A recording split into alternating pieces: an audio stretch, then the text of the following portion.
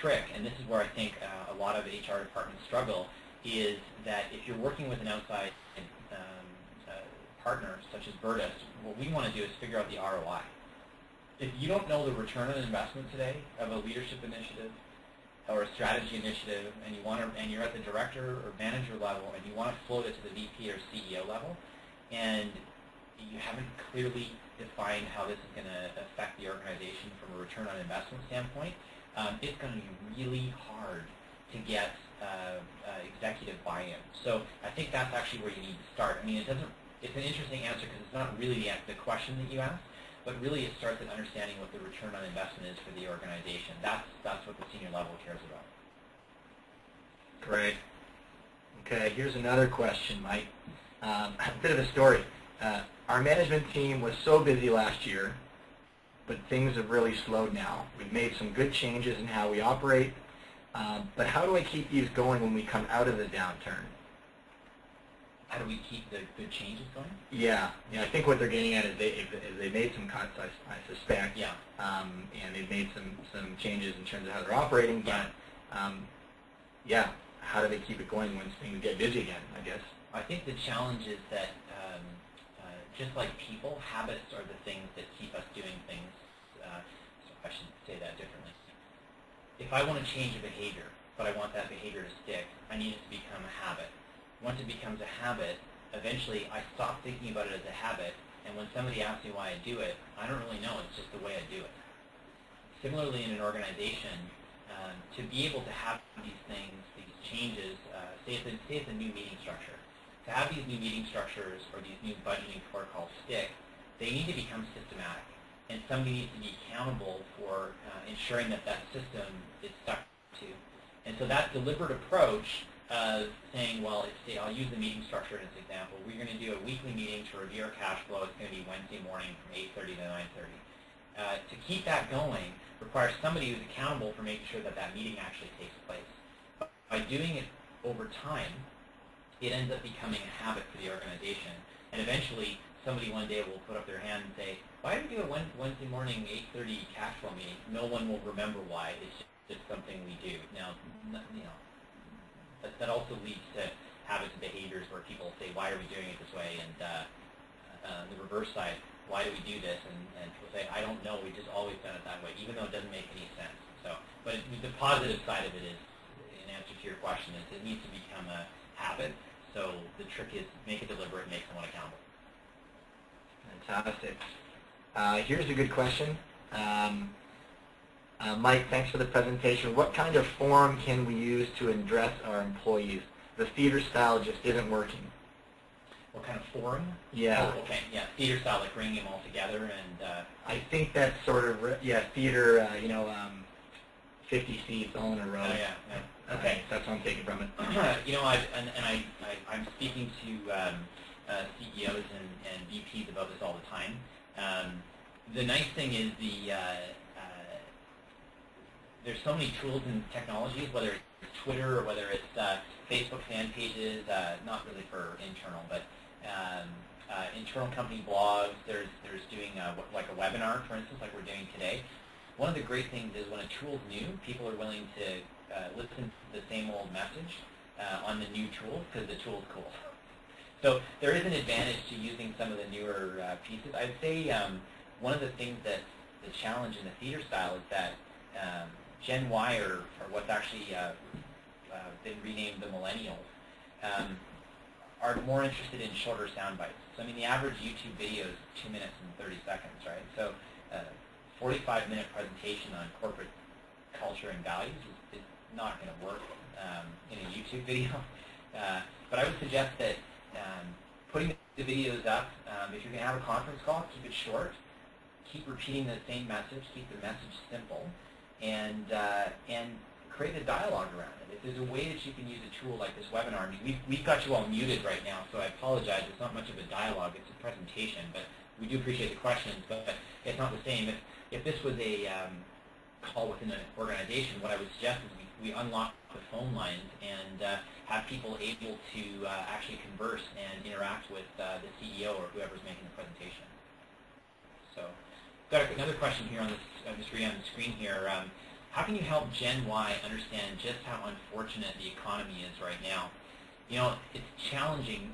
Gen Y or the millennials, they actually, Gen X, none of us have actually gone, none of this current generation outside of the boomers have actually been through a recession. So it isn't something new. You know, my glib response, have them speak to their parents, because their parents have gone through a recession and probably remember quite keenly what was going on in the early 80s. And before that, have them speak to their grandparents, because their grandparents probably lived through what happened in the 30s. So there's been a number of great examples that they probably have from within their own family. I mean, so that's my somewhat glib response. On the flip side of it, I would say that Gen Y, on the whole, get their media from YouTube. And they don't read Google News, and they don't pick up the Financial Post, or the Globe and Mail. That's not really where they're getting their news. They're getting their news from Facebook, from Twitter, and from Facebook, Twitter, and YouTube, pretty much, and possibly MySpace. Now, you can argue that not all that's news, but unfortunately, that's their communication method outside of using SMS text on their phones. So it is challenging, and I would say that stories are probably the best way. And I think in any culture, so I mentioned family, my longer answer would be that a story is the best way to pass on a message to someone who hasn't experienced something. So if you've been through a recession, or you have boomers in your organization have been through the recession, have them sit down and do like a fireside chat and talk about the reality of what happened the last time back in the 80s, what happened in the marketplace, what the effect was on jobs, what the effect was on organizations, and what companies did to pull themselves out and move forward to get through it. Hey, let me interject quick. Here's a short one for you, Mike. Sure. Mike, I liked your presentation. Do you do speaking events at company retreats? Not a lot, actually. I do a lot of keynote events. I haven't done a lot of retreats, but if somebody's interested in doing that, I'll put my contact information up next. So please, feel free to give me a shout, and I'm sure we can work something out. I'd be happy to come down and speak. Okay, so here's another question. I'm just reading on the screen here. What is the best way to demonstrate the ROI of leadership and employee development? Our executive team does not have HR initiative buy-in because they don't have numbers to prove profitability. As HR and leadership initiatives are often difficult to measure, what do you suggest? Okay, well, here's the thing. So this is a question from Melissa. There's 5 areas in which you can develop ROI within an organization. And those 5 areas are, number 1, you can drive revenue. Number 2, you can cut costs. Number 3, you can increase convenience. Number 4, sorry, I lost my train of thought here. Increase convenience. Number 4, you can reduce the time it takes to do things within an organization, make it more efficient. And number 5, you can actually move the company towards the long-term vision.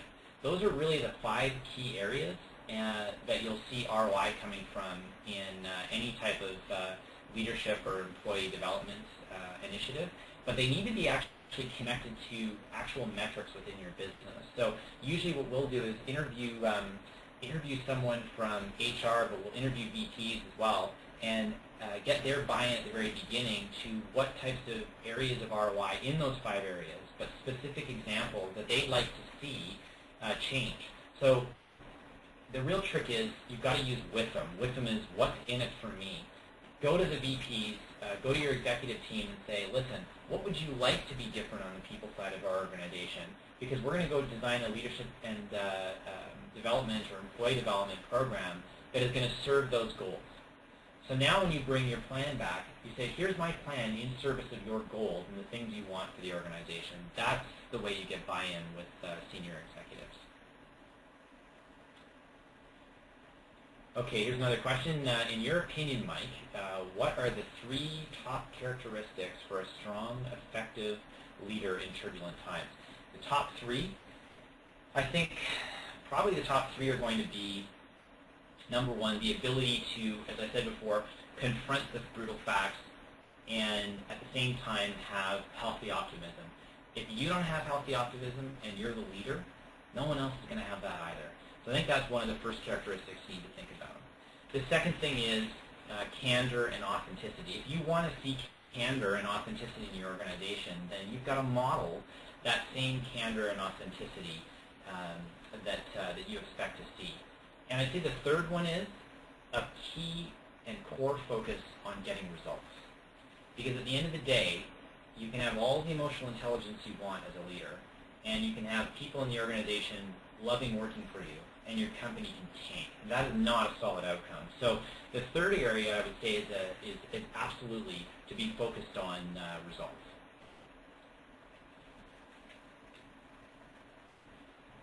Awesome.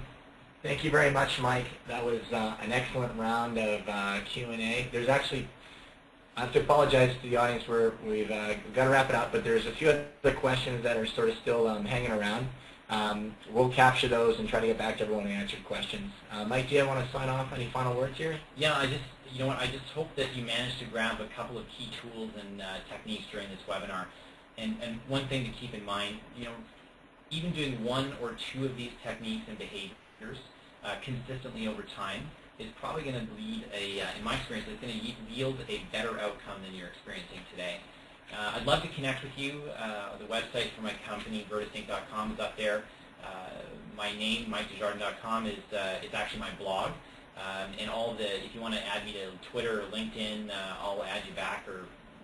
So feel free to do that as well. We'll leave that slide up on the screen.